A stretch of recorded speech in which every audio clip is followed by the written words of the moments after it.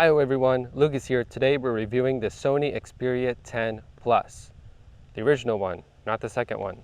So, what we're going to talk about today is the phone itself, then we'll go into what the screen's like, having the 21:9 very tall display. Then we'll talk about the battery life, the camera, and the software on this phone and how it performs day to day, and then we'll be done. So, let's get to it. First up, the phone itself.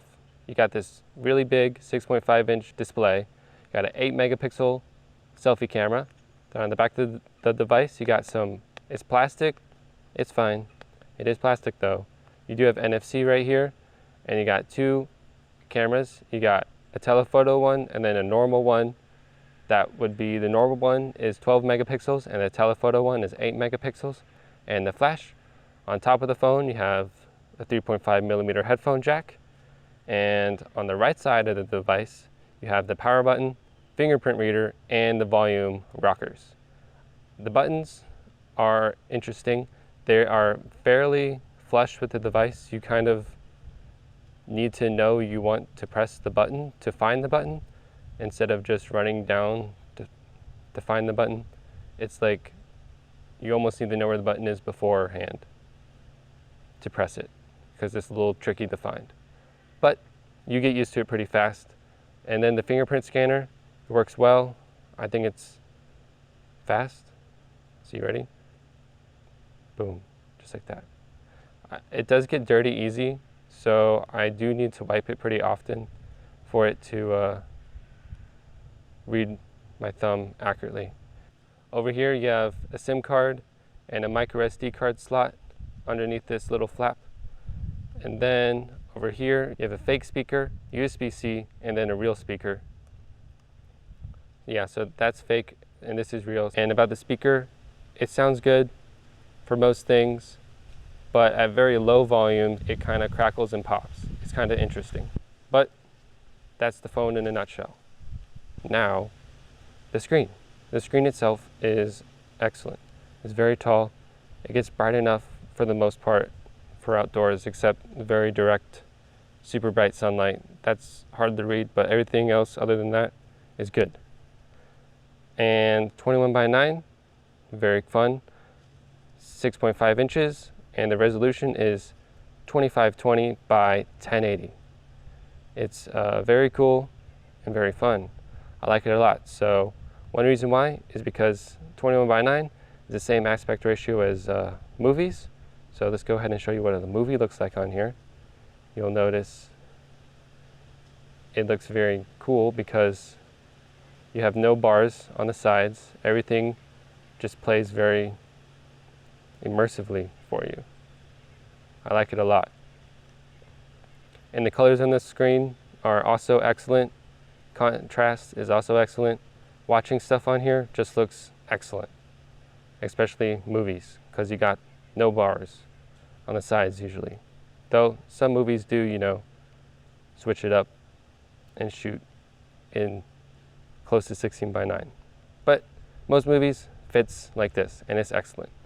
So, that said, what does 16:9 content look like? Well, here's a YouTube video. It works well as well. You got a lot of room to fit in the description and comments and stuff. You got lots of reading room. Here's the comments. Lots of scrolling to read all those things. And then 16:9 also does not look that bad. Even though there are these bars on the side, you can always zoom the fill if you don't mind losing a little bit on the top and bottom to get no bars. But the thing is, since this is 6.5 inches, this 16:9 screen part of the video is about 5 inches, so it's really not that bad. So that's what YouTube looks like. Lots of space to scroll and see stuff. So what's next? Social media. Here's Instagram. You have plenty of room for the picture and plenty of room for the caption that people put in. It works well. Yeah, see, look, here's a tall picture and you still have room to see the bottom. It works well. I like it. Plenty of reading space. Ta-da! So yeah, that's what Instagram looks like. Though, let's see, let's take a quick look at stories. Sometimes it will fill the whole thing, and so you'll lose a little bit on the sides. But this one is normal, or 16:9. Anyways, okay, so that's that. Next, let's look at the keyboard, okay? So here's what keyboard typing looks like. It's a little narrow, but you have lots of space to see previous messages while you still have the keyboard up. And, oops, typing on the keyboard, it is a little narrow, like width-wise. The keys feel a little skinny, but it's not that bad. This is not that bad. Yeah, so that's what it looks like. It's a little narrow feeling for your thumbs. And then if you go sideways, you do lose quite a bit of your previous messages in that sense, but this is also not bad. So yeah, you'll enjoy split keyboards if you can handle split keyboards when you type this way, because if you switch it to one that spans all the way across, it is very not comfortable to go to the middle. And the keys are also very small feeling vertically. So like they feel normal widthwise, but then vertically they feel really tiny. So there is trade-off. But that's what typing on the keyboard is like. It's kind of funky, but you get used to it. Then another cool thing with 21:9 is split screen works well. So if we get like our maps here, and then we split screen with like our music, we can have our tunes going and we have our maps GPS in, and it's quite good because there's plenty of room for two screens. Because on normal like 16:9 displays, it can feel kind of squished and you're having to resize, do your thing, then move it up, resize, do your thing. But with the 21:9, leaving it at the default is actually pretty good. And then it also works sideways as well.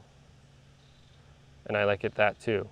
It feels very comfortable and very evenly split, being fairly square in aspect ratio for each individual window.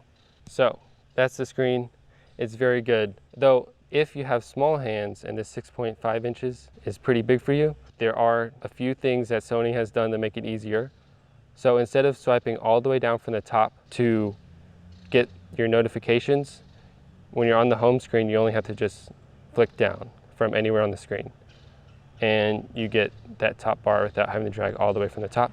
Same with your app drawer on the bottom, you just swipe up and you're good to go. You get all that there without having to go all the way from the bottom and up. So there's also one-handed mode. By double tapping the home button, you can activate one-handed mode, and you can resize the screen however you want, move it however you like it. And yeah, and you just tap the black area to no longer be in one-handed mode. There's also this thing called Side Sense. It's like your recent apps and quick access to a few other things like one-handed mode. Then you have one-handed mode again. So that's that. It works well. I don't really have an issue with accidentally tapping it. It requires a double tap, and you can move where you want it to be located. See, configure. Transparency, see, there it is. There's the bar itself. And you can shrink it or make it bigger. And you can also move it up and down. I like to keep it close to the power button so I can find it easily. Just like that. Then I like to keep the transparency all the way up so I don't really see it. but that's more of a software thing, but I guess we talk about it now because it can activate one-handed mode. So, what's next? The battery. The battery life on this phone is excellent. I usually get a day and a half out of it if I'm not watching videos or anything. I feel like normal people could get a day, or at least through dinner, easy. But I usually get a day and a half out of it because I don't watch videos, or really, I just use it for texting and stuff. And stamina mode will also help you a lot in extending your battery life. It is a little annoying though, because it'll reduce your screen's refresh rate to like 30 instead of the normal 60, so it can feel slow, and it does pretty aggressively kill tasks in the background, but it does do a good job at extending that battery life to get, for me, 2 full days if I really need that. So the battery life is great. It is a 300 milliamp or a 3000 milliamp battery. Oh, did I do that? Boom. No more flashlight. There we go. That's better. Yeah, it's a 3000 milliamp battery, and it lasts quite a long time, I find. So, what's next? Be right back. All right, so we're back, and we're going to talk about the camera. It's a pretty good camera. Well, it's acceptable, I find. Oh, goodness. And I find it just to be an okay camera. It's not the best, it's not the worst. The 2X is fun. That's what it looks like. Boom, 2X. There's a standard 2X. And for what this phone is, I do think other phones, such as the Samsung A51, have better cameras at this same price point, but it's not the best or worst camera. It's just acceptable. I'll show you a few pictures of the front camera, and I guess I'll show you a few pictures of the back camera and the telephoto camera.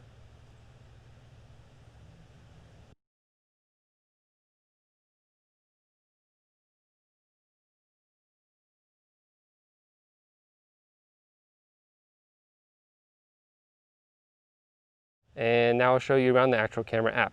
It's kind of interesting because you have this manual mode that is kind of like half manual. So basically, you can only control one thing at a time in the manual mode. So if I want my ISO at a certain level, then I want to change my shutter speed, it will switch back to having my ISO auto again, regardless of what I previously set it to. So you can only have one thing be manual at a time, so you have to use exposure compensation to compensate for the lack of full manual control.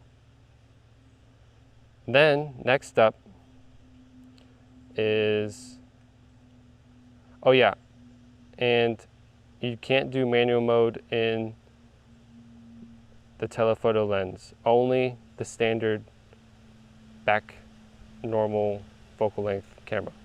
There's a few other modes. You got portrait selfie, some bokeh mode, slow motion. I'll show you what some of the slow motion looks like.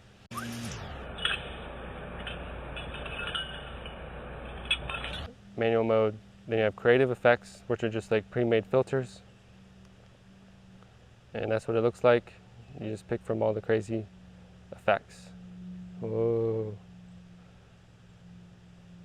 And that's that. Then panorama mode, you know, for taking panoramas. Also, video. This phone records 4K video, but you can't tap to focus or anything while in 4K mode. You just have to completely let the camera decide what it wants to have in focus and what it wants to expose for. You can also record in 21:9, just like the full screen. See that? Just how a movie would look, but it is smaller resolution than the 16:9 because all it's doing is it's ignoring this part and this part of the 16:9 and just making this middle bit bigger till it fills the screen. So that's how it does its 21:9. There's no resolution gain, it just looks cool. And then in 1080p mode, you do get the ability to tap the focus on stuff and leave it and let it do its thing. It's a little weird that it doesn't work in 4K mode, but hey, that's just what this camera is. And there's no manual controls in video mode. That's only in the camera mode. So that's what the camera's like. It's okay, not the best, not the worst. It'll get the job done, but other phones are better at the same price point. Now, the software on this phone is good. It's pretty similar to stock Android. This one is running Android 10. It originally shipped with Android 9.